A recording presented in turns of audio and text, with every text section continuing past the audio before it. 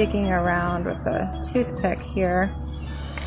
Tiny bones. I'll take my tweezers and just gently pull. There's another bone. Let's see if I can get this big one here. Got it. Alright, and this is the end result of my owl pellet. And here you see we have all the fur and feathers, everything left behind. And then up here we have the array of bones that I found. Looks like there's maybe like a little skull right here, a part of one, some other pieces. Lots of big bones. Looks like a big mix, but I'm gonna guess it's at least got a little mouse in there. So